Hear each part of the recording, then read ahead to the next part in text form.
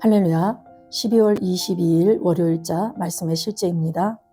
기독교 하나님과의 사랑의 관계, 기독교 하나님과의 사랑의 관계. 오늘의 본문은 사도행전 11장 26절 말씀입니다. 제자들이 안디옥에서 비로소 그리스도인이라 일컬음을 받게 되었더라. 제자들이 안디옥에서 비로소 그리스도인이라 일컬음을 받게 되었더라. 아멘. 저는 종종 기독교는 종교가 아니라고 말합니다. 그러나 이를 이해하기 어려워하는 사람들이 있습니다. 그러나 당신이 기독교의 진정한 가르침을 이해한다면 기독교는 종교가 아님을 깨닫게 될 것입니다. 당신의 육신의 아버지와의 관계를 생각해 보십시오. 그것이 종교입니까? 절대 그렇지 않습니다. 따라서 기독교를 아주 간단히 정의하자면 하나님 아버지와 그분의 자녀들 간의 관계입니다. 예수님이 그것을 가능하게 하시기 전까지는 이런 관계가 존재하지 않았습니다. 예수님은 우리를 단순한 경배자나 종교인에 머물게 하지 않으시고 하늘에 계신 아버지와의 사랑의 교제 안으로 인도하셨습니다. 예수님은 우리를 하나님과의 진정한 생명의 관계 안으로 인도하셨습니다. 이는 가족의 관계입니다. 아멘. 우리가 신앙생활하면서 종교와 기독교의 차이를 분명히 아는 것은 너무나 중요합니다. 종교라고 하는 것은 이 땅을 살아가고 있는 수많은 사람들이 어떤 신을 찾아서 그 신으로부터 어떤 복을 받아서 내가 좀 더 잘 살아보고자 노력하는 그런 노력하는 것을 우리가 종교라고 할 수 있습니다. 그렇지만 기독교는 하나님이 먼저 우리를 사랑하시고 그분이 우리 안에 들어와서 우리와 함께 살아가는 관계입니다. 이것은 바로 예수님 때문에 맺어진 것이죠. 그래서 요한복음 1장 12절 말씀에 영접하는 자, 곧 그 이름을 믿는 자들에게는 하나님의 자녀가 되는 권세를 주셨으니 그랬습니다. 저와 여러분이 예수 그리스도께서 나의 주님이시고 구원자이심을 마음으로 믿고 입으로 고백했을 때 우리는 하나님의 자녀가 되었고 그 자녀로서의 권세를 갖게 되었습니다. 그래서 우리가 그리스도인이 된 것이죠.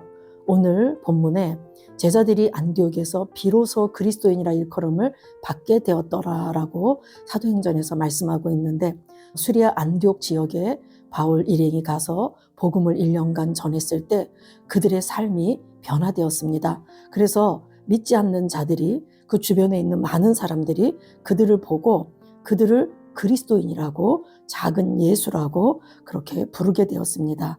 그들의 삶의 증거로 불린 이름이라는 뜻이죠.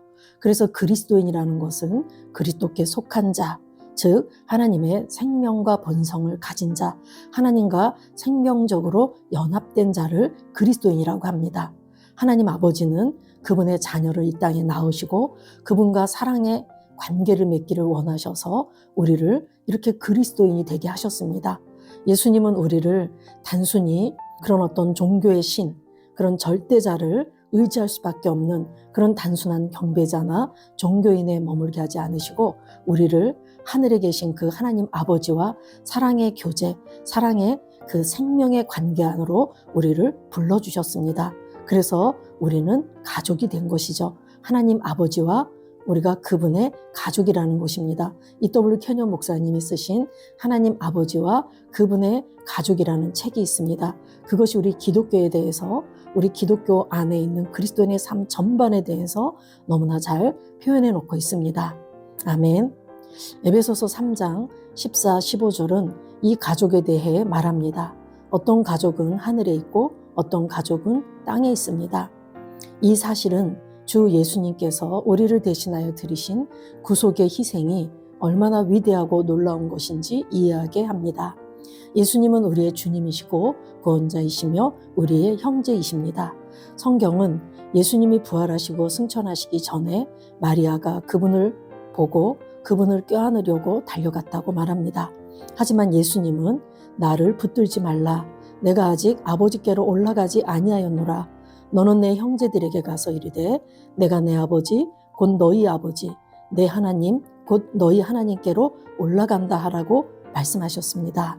예수님께서 부활하셔서 이제 그분의 피값으로 우리 전 인류를 사시고 그 피를 하늘 보좌에 올려드리기 바로 직전에 마리아가 예수님을 만지려고 했을 때 예수님께서 아버지께로 올라간다.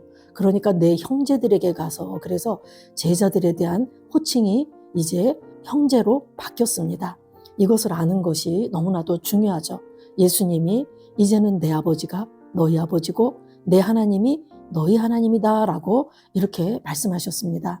예수님께서 제자들을 내 형제들이라고 부르신 것에 주목하십시오. 부활 전에는 그들을 종이라고 부르셨고 그들이 성장한 후에는 친구라고 부르셨습니다. 요한복음 15장 15절에 이제부터는 너희를 종이라 하지 아니하리니 종은 주인이 하는 것을 알지 못함이라. 너희를 친구라 하였노니 내가 내 아버지께 들은 것을 다 너희에게 알게 하였음이라. 아멘. 예, 종이라는 것은 명령은 받지만 이유를 알 수 없는 자들입니다. 그렇지만 친구다라고 할 때 그 친구는 마음과 뜻을 공유하는 그런 관계를 말하고 있는 것입니다. 예수님이 부활하시기 전에는 제자들을 너희들이 종이었지만 이제는 너희가 친구다라고 이렇게 그 관계의 차원이 달라진 것에 대해서 말씀하셨습니다. 그렇지만 예수님이 부활하시고 나서는 이 관계가 더 달라졌습니다. 그러나 그리스도의 부활 이후, 즉 기독교의 기원이 된 이후 우리는 그분의 형제가 되었습니다. 같은 가족의 일원이 된 것입니다. 그분은 우리를 자신과 하나가 되게 하셨습니다. 이를 더 강력하게 말하는 또 다른 구절은 히브리서 2장 11절입니다. 거룩하게 하시는 이와 거룩하게 함을 입은 자들이 다 한 근원에서 난지라. 그러므로 형제라 부르시기를 부끄러워하지 아니하시고. 아멘. 거룩하게 하시는 이, 즉 예수님과 거룩하게 함을 입은 자, 즉 우리 모두는 다 한 근원에서 났다. 즉 근원이 같다라는 거죠. 하나님 아버지로부터 나왔다라는 얘기입니다. 그러므로 형제라 부르기를 부끄러워하지 않는다. 이제는 저와 여러분이 거룩하게 하시는 그 예수 그리스도로 말미암아 우리가 거룩함을 받았기 때문에 이제 아버지와 자녀의 관계가 되어서 예수님이 우리를 형제로 부르셨다라고 이렇게 말하고 있습니다. 이제 우리는 같은 가족의 일원이 되었습니다. 그래서 요한 1서 3장 1절 2절 말씀에 보면 보라 아버지께서 어떠한 사랑을 우리에게 베푸사 하나님의 자녀라 일컬음을 받게 하셨는가. 우리가 그러하도다. 그러므로 세상이 우리를 알지 못함은 그를 알지 못함이라. 예, 이제 우리가 알아야 된다라는 얘기죠. 보라, 봐라. 아버지께서 어떠한 사랑을 우리에게 베푸셨냐? 하나님께서 먼저 우리를 사랑하셔서 그 은혜를 베풀어 주시고 우리를 하나님의 자녀 삼아 주셨습니다. 그런데 세상이 우리를 알지 못한다. 그래서 세상이 하나님을 알지 못하기 때문에 우리가 하나님의 자녀됨도 알지 못한다라는 얘기죠. 사랑하는 자들아, 우리가 지금은 하나님의 자녀라. 장래에 어떻게 될지는 아직 나타나지 아니하였으나 그가 나타나시면 우리가 그와 같을 줄을 아는 것은 그의 참모습 그대로 볼 것이기 때문이니. 아멘. 예, 지금은 우리가 하나님의 자녀다. 지금 현재 우리가 하나님의 자녀이고 또한 미래에도 자녀일 것입니다. 장래에 그렇지만 우리가 어떻게 될지 모르지만 그분께서 재림에 오실 때 우리는 그분과 동일한 모습으로 우리가 부활의 몸을 덧입을 것이기 때문에 그의 참모습 그대로 우리가 볼 것이라고 이렇게 말하고 있습니다. 이제 저와 여러분은 하나님 아버지와 사랑의 관계가 시작된 하나님의 자녀들입니다. 예수 그리스도와 형제의 관계로서 그분과 연합된 그런 삶이라는 얘기죠. 결국 우리를 이렇게 만들어주신 이유는 우리가 예수 그리스도를 닮아서 그분의 그 장성한 분량에 이르러서 그분의 영광을 세상에 드러내도록 하시기 위함입니다. 그리고 로마서 8장 16, 17절 말씀에도 성령이 친히 우리 영과 더불어 우리가 하나님의 자녀인 것을 증언하시나니. 그래서 우리가 하나님의 자녀가 된 것이 어떤 우리의 잠깐의 감정이나 우리의 상황으로 우리가 자녀가 된 게 아니라 성령께서 우리를 자녀라고 이렇게 증언하신다, 증거해 주신다라고 말하고 있는 거죠. 예, 성령이 친히 우리의 영과 더불어 우리가 하나님의 자녀인 것을 증언하시나니 우리는 하늘의 보증을 받은 자입니다. 성령의 증언에 증거해서 우리가 하나님의 자녀라는 얘기죠.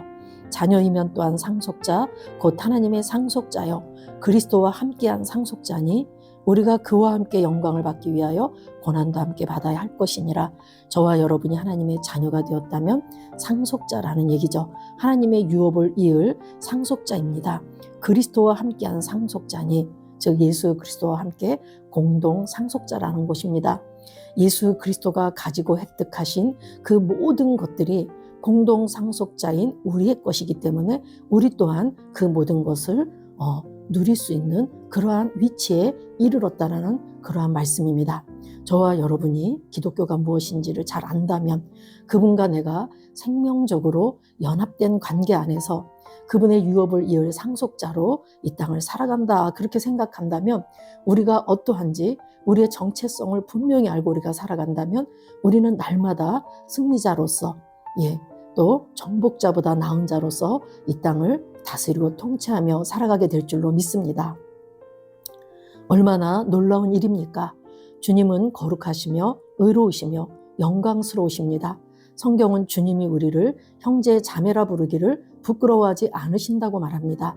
그러므로 당신은 이것이 가족임을 알 수 있습니다. 주님은 우리를 하늘 아버지와의 이 놀라운 관계로 인도하셨습니다. 이번 성탄절에 영혼 구원을 위한 복음 전파를 계획하여 많은 사람을 주님과의 가족 관계로 인도하십시오. 아멘.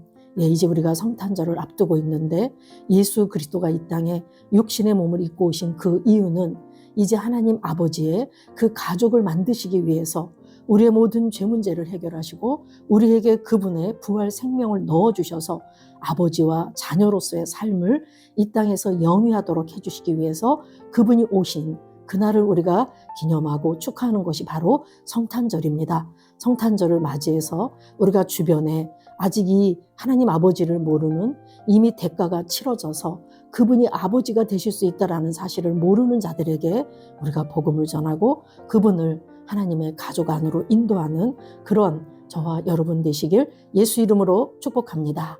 기도하겠습니다. 사랑하는 아버지, 나를 아버지와의 영광스럽고 친밀하며 사랑이 넘치는 관계로 인도해 주셔서 감사합니다. 사랑하는 아버지, 나를 아버지와의 영광스럽고 친밀하며 사랑이 넘치는 관계로 인도해 주셔서 감사합니다. 나는 하나님의 신성한 가족의 일원이자 그리스도와 하나이며 왕국의 상속자입니다. 나는 하나님의 신성한 가족의 일원이자 그리스도와 하나이며 왕국의 상속자입니다. 나는 이 하나됨을 인식하며 사랑과 통치권과 의 안에서 삽니다. 나는 이 하나됨을 인식하며 사랑과 통치권과 의 안에서 삽니다.